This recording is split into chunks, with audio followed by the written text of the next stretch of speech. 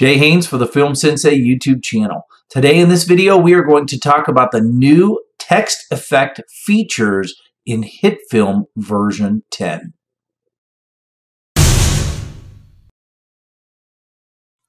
So in versions previous to version 10 of HitFilm Express or Pro, there were two ways that you could add text. One would be to click on Add a New Layer and then a text. You would be prompted with a properties bar, which you would then make your final numbers here, and there you go. And then you would just start typing within that, and then from there, you would go to the text menu. You had some basic paragraph. If you highlighted everything, you could center it, you could right justify, you could left justify.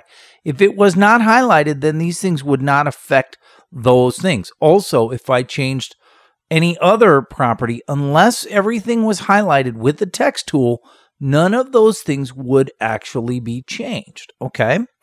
The second way to do that would be to, using the text tool icon, I could drag and drop a bounding box, and then I could start typing again, and it would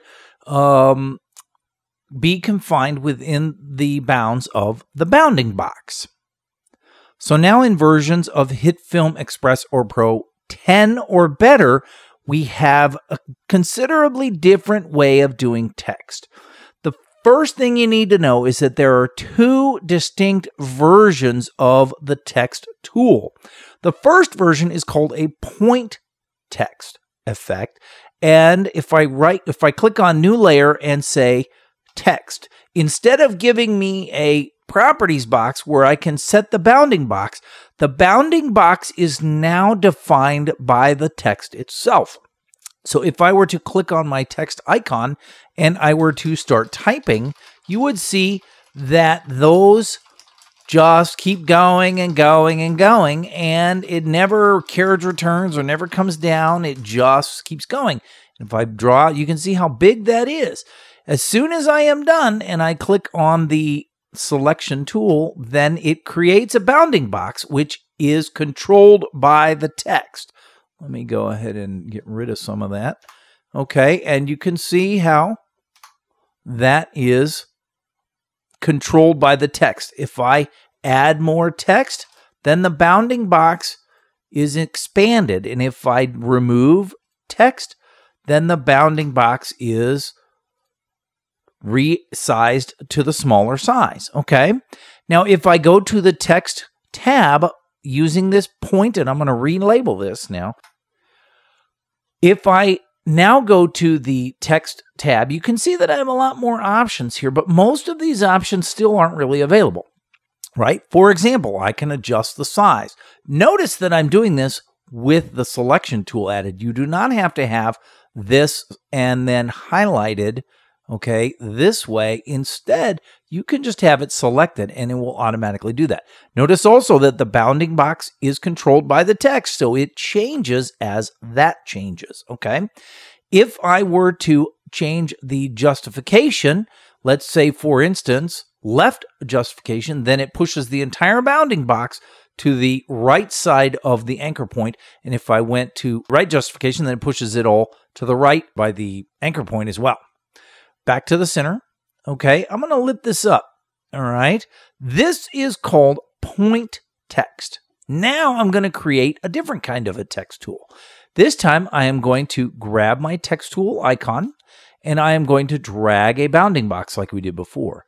This is different than this. It's very different because now, like before, the text is being controlled by the bounding box. So if I start typing, then you will see as soon as I reach the edge of the bounding box, now the text carriage returns to the next level and so on and so forth. Okay.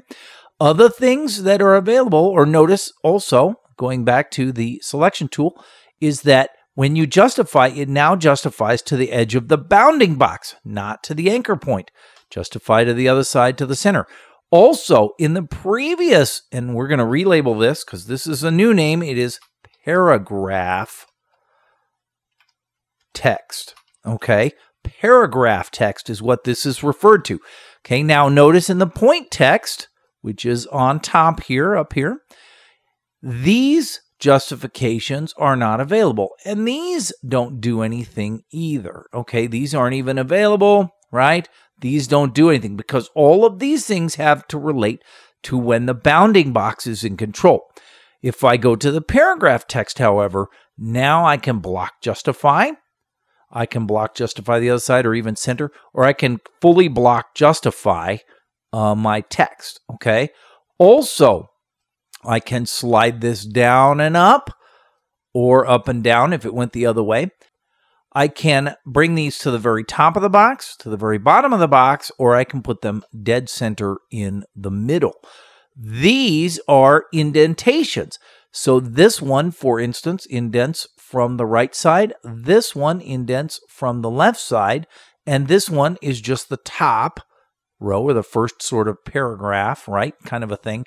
And those are the things that, you know, really make this very much more powerful than it was before, regardless of how I have the justifications actually set up, right? So you can control within the bounding box. Now, here's the deal. If I click on the text and I make adjustments to the bounding box, then they will automatically adjust the text, okay? Under the point text, however, you can't do that, okay? But here's the thing. You can convert point text into paragraph text and vice versa. Okay, so if I have, for instance, the point text selected and I right-click on it, notice that it no longer has the properties thing. And if I click on the paragraph version, it has the properties. This will bring up my bounding box numbers. But if I want to have a bounding box assigned here, then I would right-click on this and say convert to paragraph text. Now that I have done that, I now have a bounding box controlling my text and not the other way around, okay? Also, I can convert my paragraph text to a point text by right-clicking on it and saying convert to point text. This will convert it to the point text exactly as you have defined it. Here's the thing. If I were to right-click on this and say convert it back to paragraph text, it does not remember the previous text settings.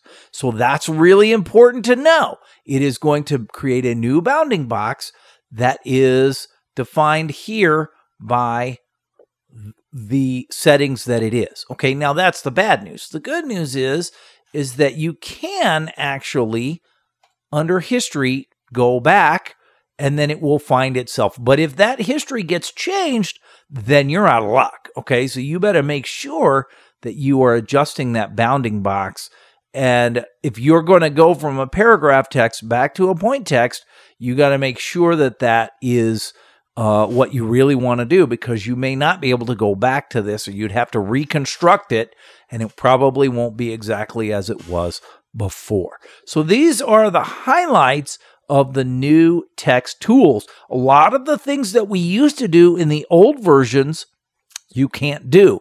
Like, for example, adding a new layer and a text layer and then being able to constrain where the bounding box is, okay? The way I used to do that in the past is no longer available. So a lot of the old tutorials that I've done, the HitFilm channel's done, and some of the other content providers have done, it just won't work that way anymore, so you're going to have to make it happen on your own.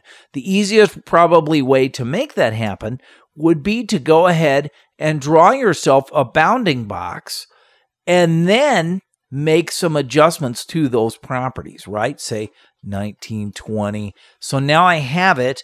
And then if I use, say, for example, the layout panel, I can go ahead and set it up directly in the middle. My problem with this is that this is not actually centered here. So the way you would do that would be to go into the transform properties, right? Find this number, copy it, put it here on the anchor point, okay? Then change the sign and then makes this 0. And now we're pretty much set up here in the center of the box, okay? And so it's not exact because the anchor point isn't zeroed out, but at least you have the ability to move text around the very center of the screen and things like that. So if you have any questions about the new text effects, please drop them in the comments below. Otherwise, thanks for watching.